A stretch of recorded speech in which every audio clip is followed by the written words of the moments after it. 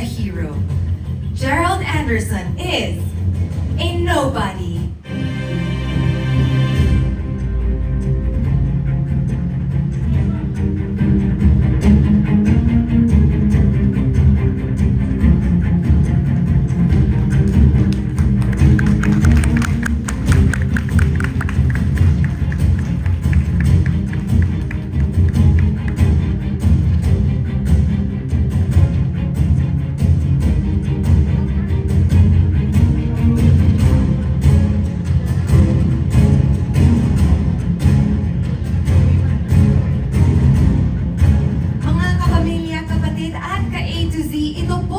Pinakabagong handog ng ABS-CBN Studios, produced by JRB Creative Production, Nobody, starring the one and only Gerald Anderson.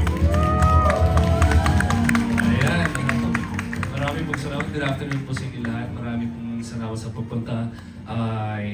We are all very excited na ikalat ang magandang balita tungkol sa bagong show ng ABS-CBN. So, sana tulungan nyo kami. Maraming pong salamat. Thank you. What a reveal! Mga kapamilya, kapatid at ka-A to Z, hindi lang ang bida sa Nobody ang makikilala natin ngayong araw na to dahil makakasama din natin ang mga taong bumuo sa pinakabagong kwento na Nobody. Let us all welcome the head writer, Mr. Zenon Palomares, Miss Julie Ann R. Benitez.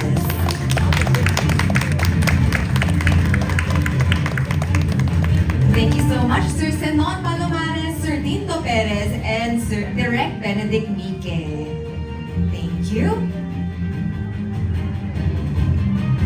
Okay, ngayon naman ay sasagutin naman ni Gerald ang ilang questions mula sa ating mga kapamilya press na kasama natin ngayong araw with the help of our ABS-CBN Media Manager, Mr. Aaron Domingo.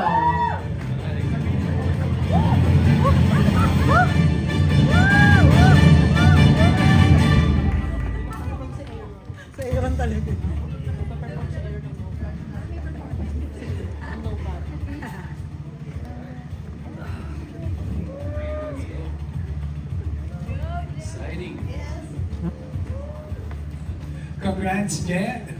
Thank you. Salamat. Congratulations. Salamat. Thank you. Our first question will come from the entertainment editor of the Manila Bulletin, Bobby Regentina.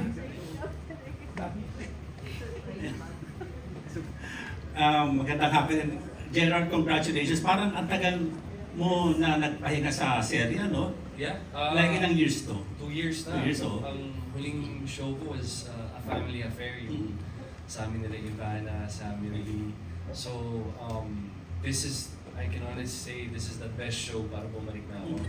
I'm very excited. I've never, honestly, isa to kung hindi pinaka na naging excited ako to do something. So, yun. It's the perfect comeback show. Parang yung parang malapit sa personal mong buhay yung ginagawa mo dito sa yung may eksena pinakita sa Nobody. Medyo, sabi ko nga talagang everything's falling into place kulang na lang gawin na namin. I think malapit na kami magsa-start. So I'm very blessed and very grateful. Gerald, one question na lang. Okay, a few weeks ago, na-interview namin si Julia Barreto. Okay. And then sabi niya, worried siya na yung mga rescue operation na pinupuntahan mo. Anong gusto mong mensahe mo sa kanya every time na may gagawin ka ganung operation?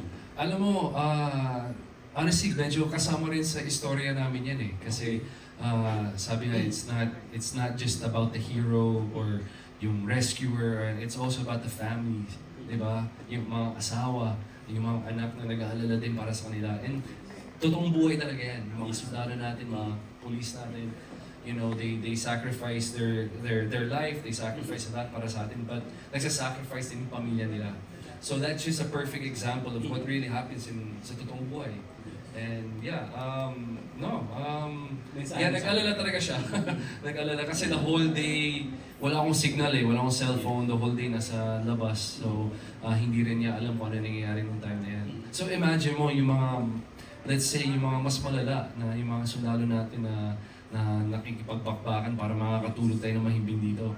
Anong pinagdadaanan ng mga pamilya nila, di ba? So, yun. That's a great question kasi sobrang konektado siya dito. Good luck, Gerald. Salamat. Congratulations. Thank you, Jay. Thank you, Bobby. Our next question will come from Marinel Cruz of Philippine Daily Inquirer. Hello. Hi, Gerald.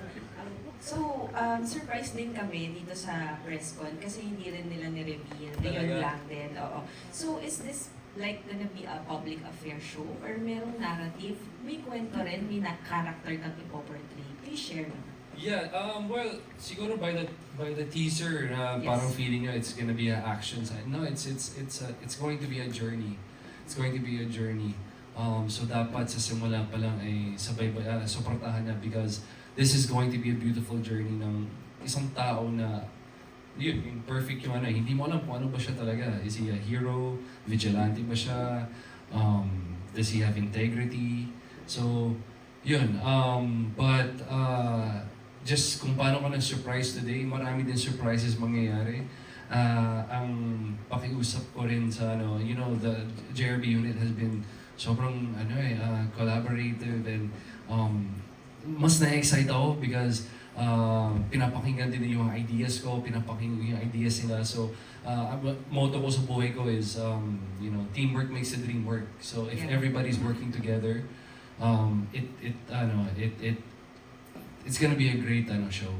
Ayun, yung next question ko medyo related dun sa sinabi mo na pinapakinggan yung mga inputs mo. Ano yung mga ni-require mo before you said yes to this show? Like, ano yung mga gusto mo sanang ma-achieve with the show na shinare mo sa JRB? Ang gusto kong ma-achieve is to make it as real as possible kasi may mga sitwasyon sa buhay natin pagdating sa right now, sa sitwasyon ng medyo sensitive pero with the government, with kung ano mga pinagdadaanan natin as a nation, as a country, meron tayong mga outside forces na nakikialam sa bansa natin. Kung anong pinagdadaanan ng a regular Filipino guy or a regular Filipino na pamilyado na tao, gano'ng kahirap din ang buhay para sa kanila, gano'ng kahirap, di ba? So yun yung gusto ko yung realness, gusto ko yung totoong nangyayari sa bansa natin na may i-share namin through this show. And dun sa pa lang namin, nung nagmi-meeting kami, we started siguro 6 p.m. natapos kami 11 or 12 midnight sa kakabatuan ng mga ideas. So, and I think lahat yan may isasama namin. Basta, it's gonna be a surprise. Kung paano kayo na-surprise today. Last na lang, in terms of production, so kailan ang start ninyo ng shoot or taping? Tapos, saan? Yung anything that you can share about it now? Well, usap kami ni Direct din kasi we wanted to make, syempre where I think, I don't know if I'm the right person para sabihin, but this year, we're gonna start training next week. So medyo, after today, medyo tuloy-tuloy ng mga pangyayari. And I think there's gonna be a cast reveal na rin para sa ibang cast. Na-excite ako kasi I was also part of yung mga auditioning sila, andun ako. And nakaka-excite. So, yan. Ano lang yung training that you mentioned? We're gonna do, para sa iba may mga martial arts training, stunt training, But for you? firing. Ako firing kasi law enforcement yung role ko dito eh. So, yeah, law enforcement ako dito. So may special training din para sa ganyan. Although may konting background ako with the Coast Guard and everything. So, I'm gonna also try to share my knowledge with yung mga ibang cast members kasi nakausap ko rin sila nung auditioning natin. Sobrang na-excite sila. But this story, I promise you, may inspire kayo. It's not really, I can't say it's true to life, pero it's based on mga nangyari sa totoong buhay. Okay. So yun. Thanks, Jay. Congrats. Ano palang character name mo? Sina Miss JRB na ang sasagot yan para sa... Dahil sila, mamaya, masasagot yan. I-reveal namin soon. Yeah, so... Thank you, Marinel. We have a question from Geniel Krishnan of TV Patrol. Hi, Geniel. Hey, congratulations. Of course, you've done a lot of different roles already. How is this different from all the characters that you've done before? Siguro more than yung character ko, it's yung journey niya, it's the storyline. It's about sacrifice, it's about loyalty, it's about integrity. Pamilya, sacrifice ng pamilya niya, katotohanan. it's a mix of a lot of ano eh. Again, it's not, hindi siya itong yung simpleng action series or drama. Tungkol siya sa journey ng mga tao na who go through that also. I said kanina, it's based on true events. So siguro pag nag-start na kami, may mapanood na kayo na trailer, you'll see, medyo makukuha niyo kung saan kami na-inspire sa kwentong to. But yeah, it's very different because of yung sitwasyon niya. Like I said, it's nobody, di ba? And I think all of us feel like we're a nobody minsan, di ba, sa mga buhay natin, di ba? We have doubts of ourselves, we have doubts of our situation, kaya ba natin to? So, alam ko na marami makaka-relate din dito sa kwentong to. Title pa lang. Yan. Yung Nobody, pinitch siya sa'yo ng GRB or may team ba kayo na parang let's do this project? Because parang nakita namin doon sa teaser, parang it's about, kind of helping, ganyan. Yeah. Like the one you're doing. Well, let me, honestly, pinitch sa akin ng JRB unit. Pinitch nila sa akin. I said yes sa first meeting pa lang. And then, nangyari yung napanood nyo. Nangyari yung baha. I think a week later. And then, medyo sunod-sunod. Like I said kanina, everything's just falling into place eh. Kumaga, the show was presented to me before this happened. And sabi ko nga sa interview natin na nung nasa Coast Guard tayo that hindi ako Coast Guard dito but it's connected. So, wala, kakaiba talaga si Panginoon eh. He just, I think, I work from a place of gratitude kasi. So, I think when you're grateful, ang dami rin blessings nangyayari sa buhay mo. And ito, sunod-sunod na. And yun, sa pinitch nila sa akin and kung paano kami nag-usap sa mga meetings namin, this is gonna be a very hard show mentally, physically, emotionally. But when you love what you do, at medyo talagang malapit sa puso ko to, I'm gonna give 150% dito. Thank you. Salamat, Genyo. Thank you, Dana. At ang kagandahan kay Jay, iba-ibang atake. Bawat project. We have a question from Ervin Santiago of Bandera. Hi, Je. Pwede mo bang ikwento, i-share sa amin yung naging experience mo dun sa rescue operation during Karina? And kasi talagang parang buwis-buhay talaga yung ginawa mo dun. Balikan natin yung Excel na yun. Well, paano ba? It's, hindi ko alam kung bakit hindi ko alam kung bakit malaking bagay siya para sa ibang tao, or it's just something you naturally do eh. Honestly, in kwento nun, bumaha, di ba? So parang pataas na pataas. Yung mga kotse ko, nalipat ko na sa mas mataas na lugar, pero naiwan yung mga motor ko sa baba. Ngayon, every 30 minutes, parang sumisilip ako sa bintana, parang, shit, parang pataas na pataas yung tubig, baka maabot na yung motor ko. Pero sinasabi sa sarili, hindi naman siguro. And then siguro mga after lunch, lagpas tuhod na. So takbo na ako pababa, para mailigtas namin yung mga motor ko, kasi 4 yun eh. Yung isa naakit namin sa hagdan, tapos babalikan ko na yung isa, nakabukas kasi yung garahe ko. Sakto, dumaan yung, ewan ko napanood yung video yung nag-trending, but inflatable pool kasi yun. So, sakto, dumaan siya sa harap ng garahe. Kukunin ko na yung pangalawang motor. Ang sabi niya, Sir, ang dami pa ng ipit doon sa dulo ng kalsada.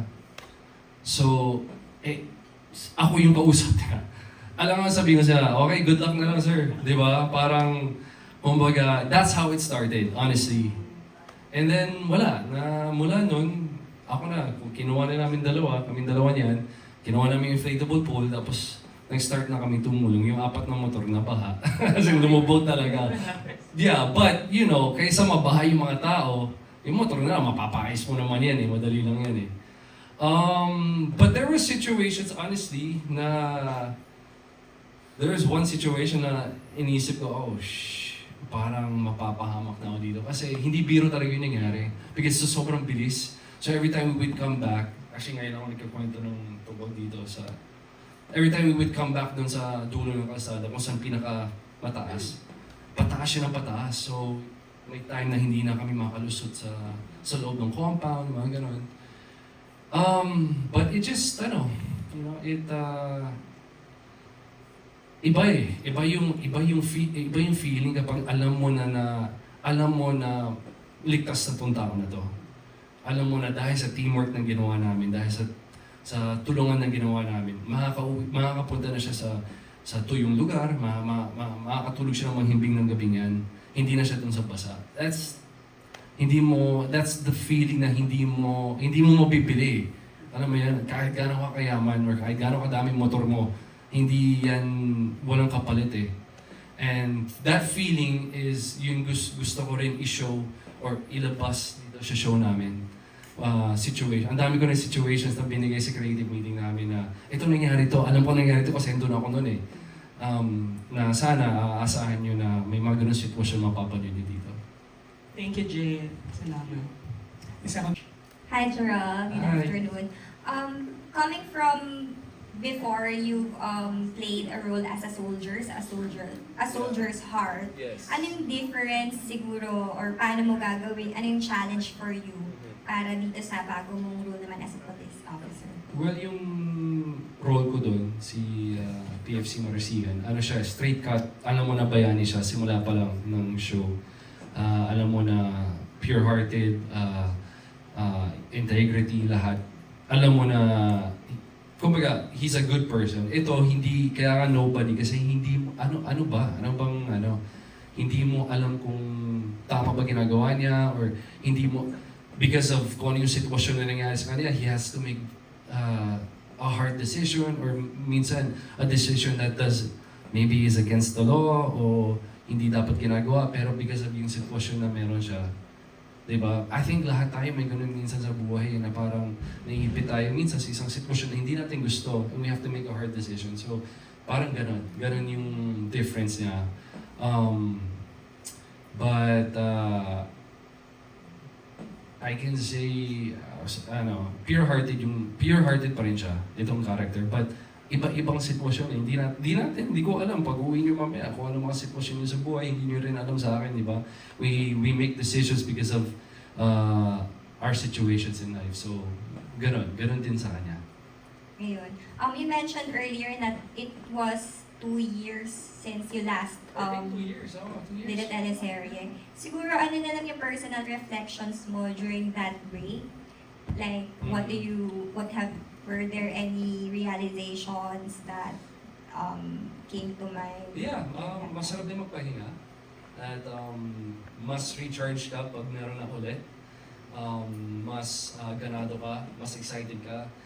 And because nakakapagod talaga yung trabaho namin na akala ng mga tao it's puro glitz and glamour lang, papapogi lang kami sa harapan ng camera.